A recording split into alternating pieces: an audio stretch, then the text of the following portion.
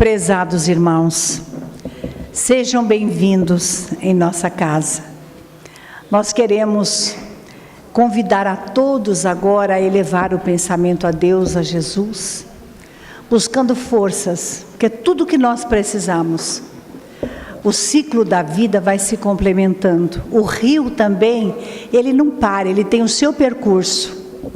E o sábio, aquele que busca o Cristo, que busca a natureza, ele sabe como fazer para contornar as curvas do rio. Porque Deus dá a aprovação, mas dá a solução. Então nós vamos fazer a nossa prece inicial. Eu quero convidar o nosso Vanderlei para que possa fazer a prece para nós. Senhor Jesus, somos gratos, Senhor, pela oportunidade que está nos dando mais uma vez de estarmos adentrando a sua casa, que nós tomamos a liberdade de dizer a nossa casa, Jesus redivivo. Casa essa abençoada por vós, abençoada pelos nossos amigos espirituais, e que aqui aportamos, Senhor, para receber as suas bênçãos. Temos certeza absoluta que ao adentrarmos nesta casa e ao retirarmos para os nossos lares, levaremos tudo de bom que o Senhor pode nos transmitir. No abraço dos nossos amigos, dos nossos irmãos, onde nós viemos pedir força, Senhor, para enfrentarmos os obstáculos da vida terrena, obstáculos estes, temos a certeza que muitas das vezes somos merecedores, mas também temos a certeza que Tu nos dá, porque temos condições de carregá-la. Somos condições de carregá-la porque o Senhor nos ajuda, o Senhor nos carrega. Então, mais uma vez, agradecemos e pedimos, continue nos abençoando, nos protegendo, sabendo perfeitamente que tudo é feito conforme a vossa vontade, e que pedimos também por Maria, nossa mãe, que tomamos a liberdade de dizer, Maria Santíssima. Eu gostaria de pedirmos licença, né?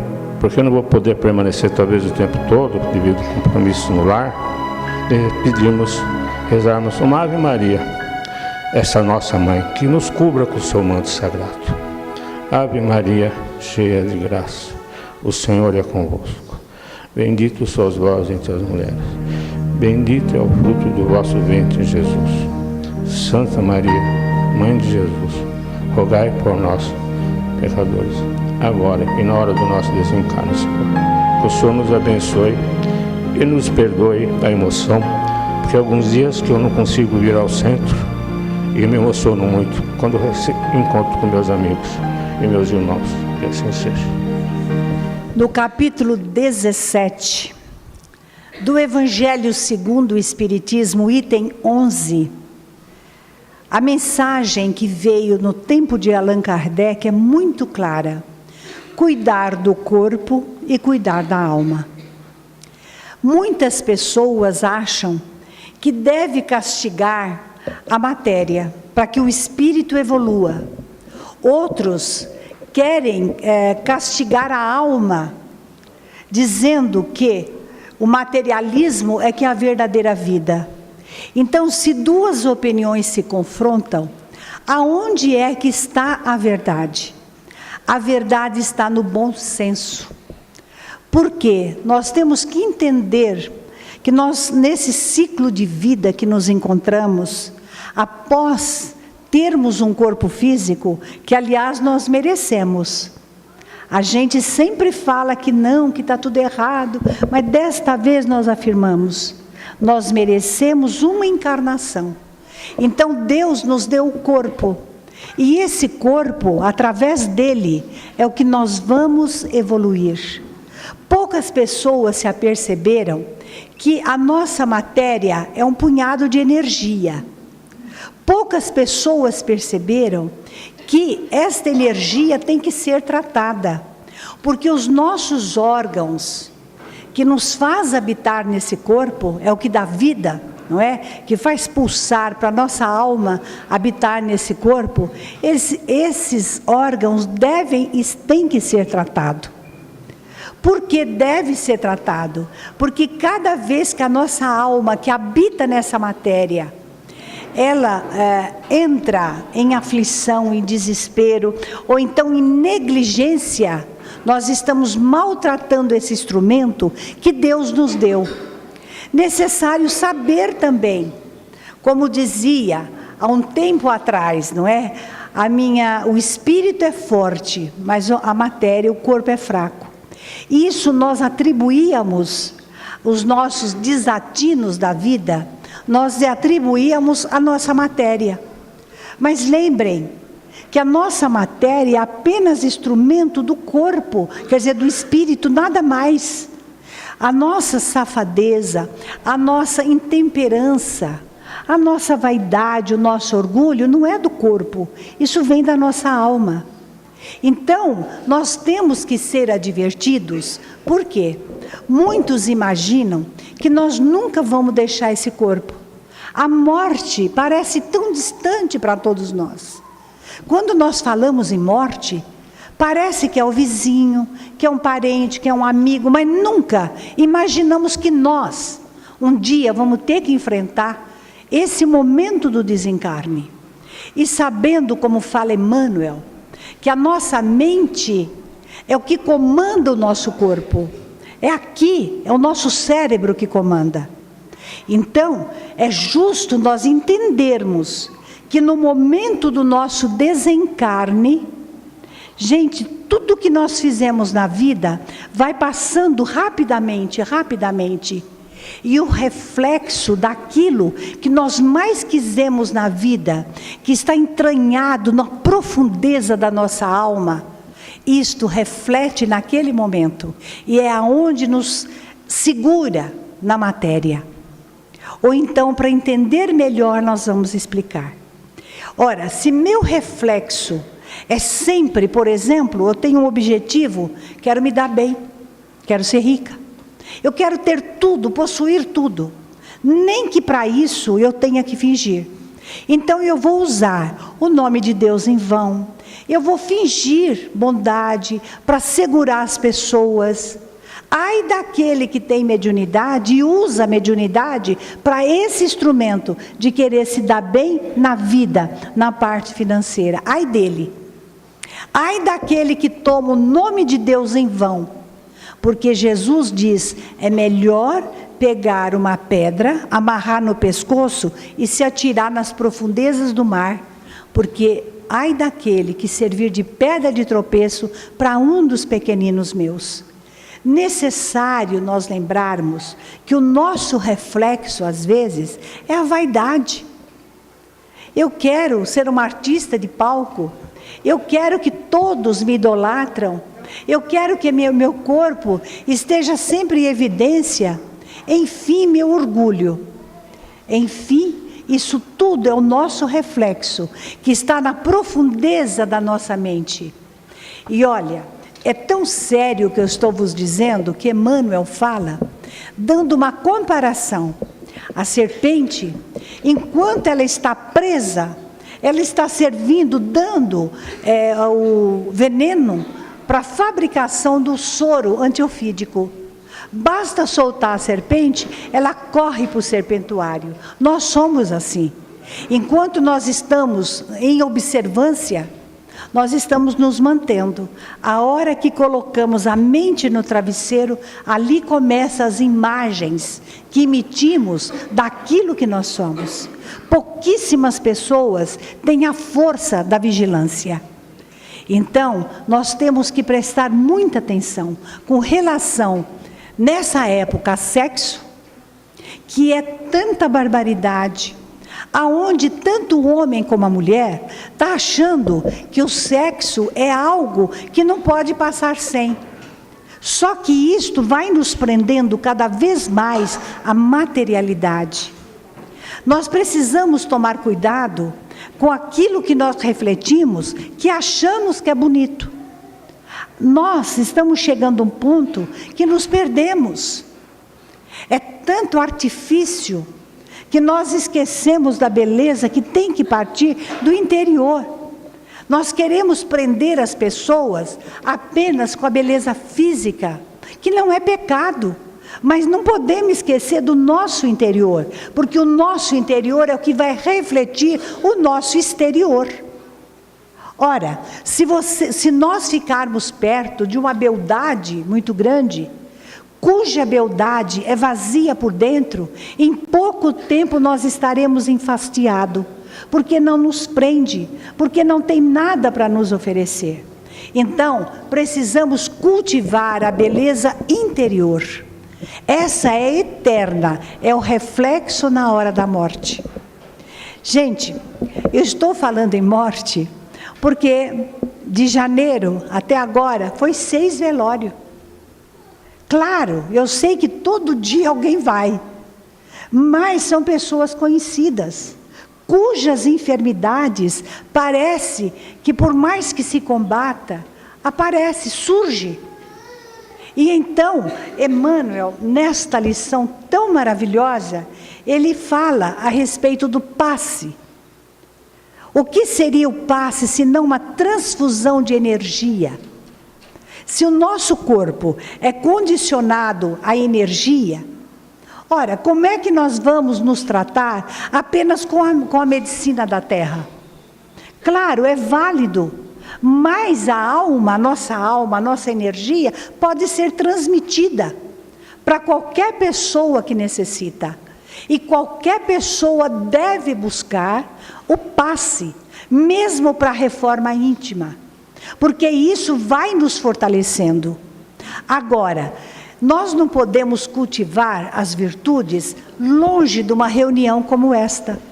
Sabem por quê, companheiros?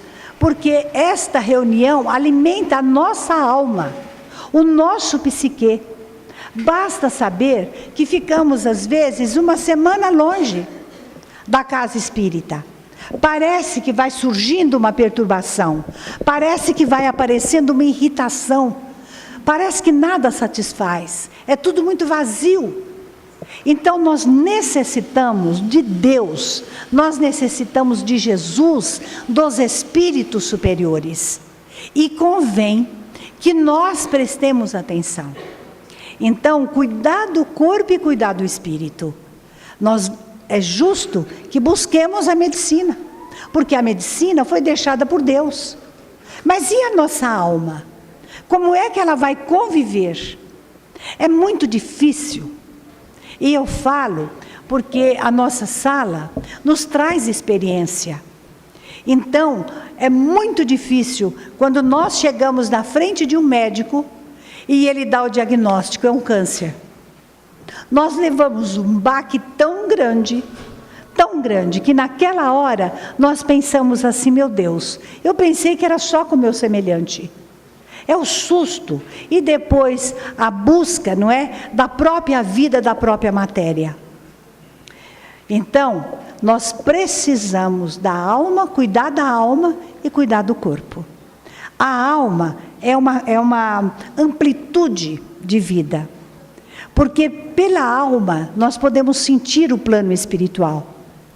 Pela alma nós sentimos o sentimento das pessoas que estão ao nosso redor. Nós aprimoramos a nossa alma pela lei da caridade. É por isso que Jesus, na sua grandeza infinita, ele diz o quê? Andai enquanto tendes luz. Porque amanhã você não sabe como é que vai surgir a sua vida. Se você vai ter uma enfermidade que vai te segurar em casa. Você não sabe se vai perder as cordas vocais. Você não sabe se tuas pernas obedecerão à sua vontade. Então andai enquanto tem luz. E o ser humano, ele não pode ser tão tímido para fazer o bem. Nós, quando deixamos de fazer o bem, pode saber que nós estamos amedrontados por alguma coisa. Porque fazer o bem, gente, as pessoas chegam e dizem assim, eu estou assim, assim, assim. Eu canso de ouvir. Os espíritos dizem, ele está se afastando de Deus. E então vai dando desequilíbrio. Então, cuidar do corpo é saber que nós somos condicionados. A nossa alma está condicionada a ele, até um determinado momento. E quantos que chegam para mim e dizem: Isabel, você lembra nas palestras que você fala que o espírito absorve aquele tanto de energia precisa para viver os anos, de acordo com o programa que faz antes de nascer? Eu vi o meu familiar ali indo embora. Ele queria falar, eu falo: pois é, a vida continua. Os olhos, a expressão é de vida, porque nós não estamos morrendo, nós só estamos transferindo de plano. Agora, aquela energia, diz as pessoas, a gente vê que está acabando. E como é que pode refazer essa energia? Olha como é maravilhoso. Sabe quando? Quando o plano espiritual decide uma moratória. Eles vai dar mais 1 ano, 2 anos, 7 anos, de acordo com aquilo que precisa ainda ser realizado por nosso intermédio. Eles analisam o grupo familiar, eles analisam o grupo espiritual que pertencemos. Então, eles vão analisar mais 5 anos para complementar tal obra. Aí vem a moratória. É justamente uma descarga de energia que eles incutem em nós e nós ganhamos vida. É tão maravilhoso isso, porque muitas pessoas poderão até ter sentido alguma vez na vida que essa energia vai se acabando. Agora, quando nós queremos ser recebido por espíritos superiores, ir para um lugar que nós merecemos, dizendo assim: olha, parece o céu, que maravilha, que paz, que lugar lindo, olha como as casas são diferentes, olha como tudo é construído em volta, tão maravilhoso. Gente, eu lembro, nos primeiros anos de vida, eu vou dizer assim, porque a gente nasce médio, não é? Comecei, vocês sabem, muito nova. Uma vez eu fui levada ao plano espiritual.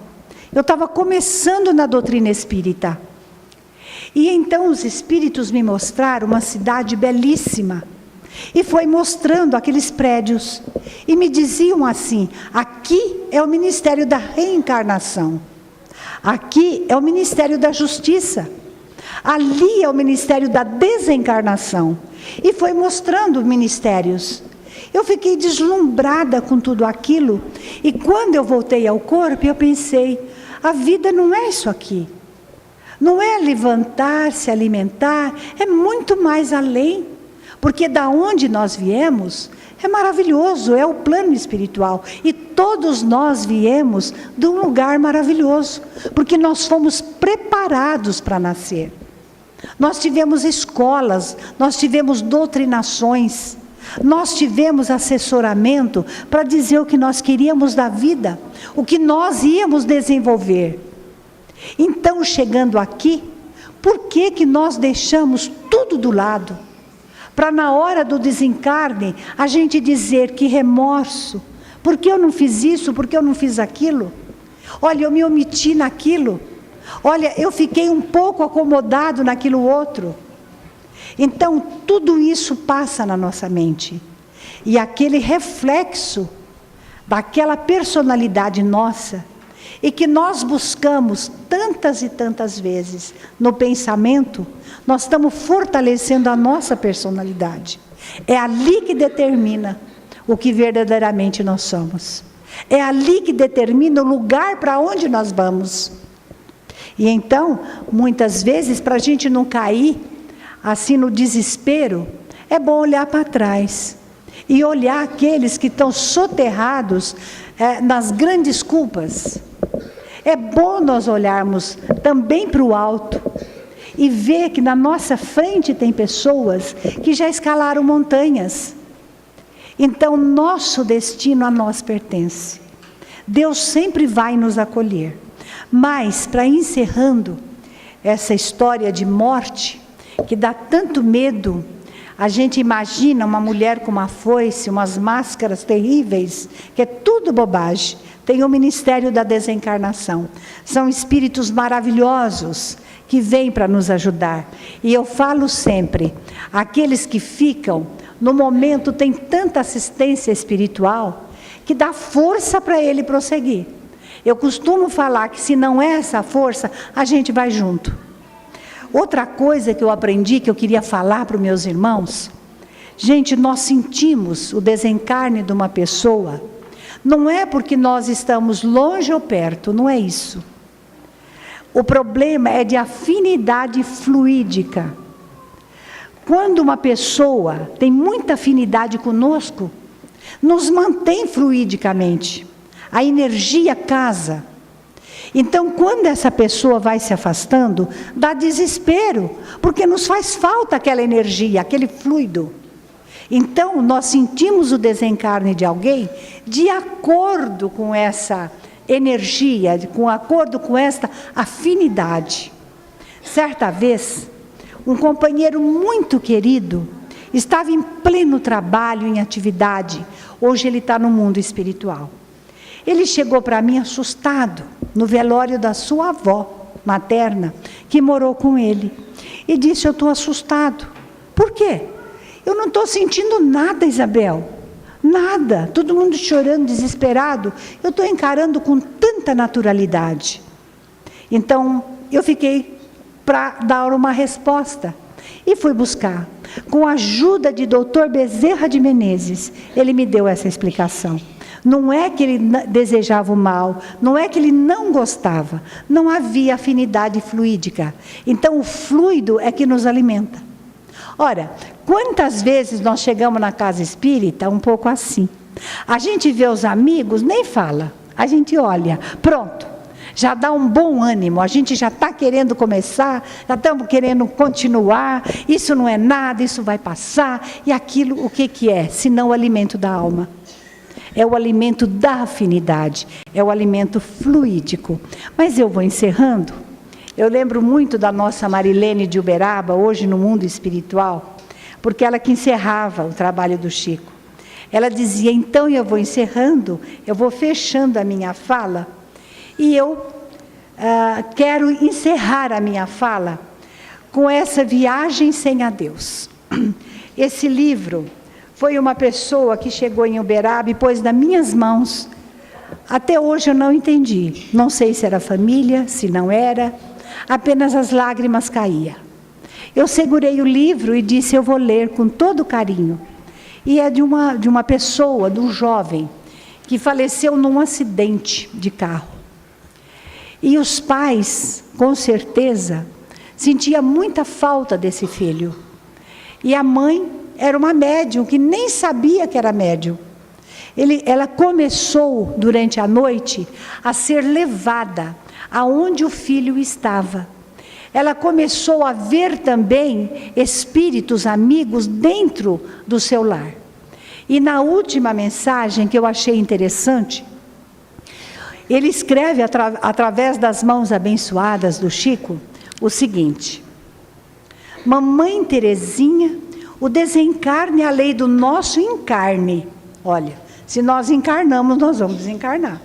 Andamos sobre pedras, pedras que por sua vez estão sobre as águas, sobre o barro, sobre a terra sólida. Mamãe sabe quando estamos caminhando sobre as pedras, soltas no caminho, somos aquelas sementes soltas à beira da estrada, sujeitos sempre a servos devorados pelo tropeço diário. Quando estamos caminhando sobre pedras sólidas e firmes na terra, minha querida, somos então o caminheiro que teve o seu lar e com os familiares o alicerce bendito da fortificação espiritual. Mãezinha, eu me enquadro nessas pedras, ou melhor, eu me enquadro como caminheiro das pedras sólidas. Sabe, mãe querida, estou agora devolvendo grandes qualidades, grandes, sim, a qualidade da humildade, da falta de preconceitos. Eu não as possuía. Tinha preconceito e tinha muito orgulho. Eu não sabia o quanto é necessário para a nossa libertação a faculdade da humildade. A humildade, minha querida, é como se caminhássemos por sobre pedras na água. Nossos pés descalços magoam-se, porém o respingar da água fresca nos suaviza as feridas. Mãezinha, a nossa querida Lica é a grande mestra da arte da simplicidade e da humildade. Muitos jovens são seus discípulos, pois com amor e caridade de seu coração, sempre tem uma palavra amiga, um sorriso ou um aperto de mão. Mãezinha, as pedras nos ensinam muito, muito mesmo. Agora estou ouvindo o Evangelho, sentado sobre uma pedra.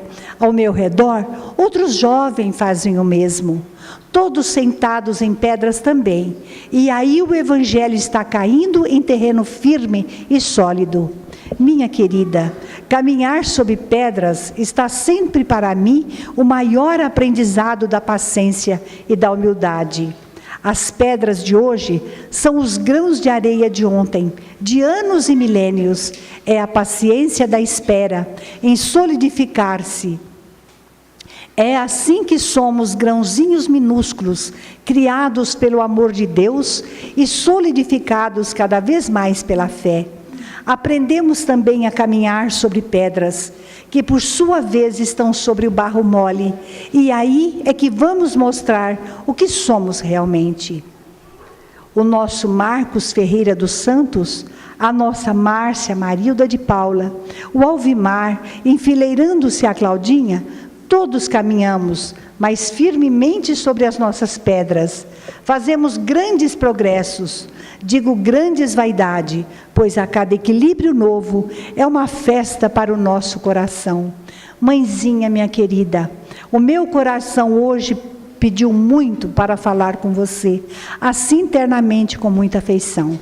As preces das mães são para os filhos encarnados ou desencarnados, o maior e mais forte alicerce para o erguimento e a salvação dos corações sofridos, saudosos e inconformados, e a maior fonte geradora de harmonia e compreensão para os corações mais abertos.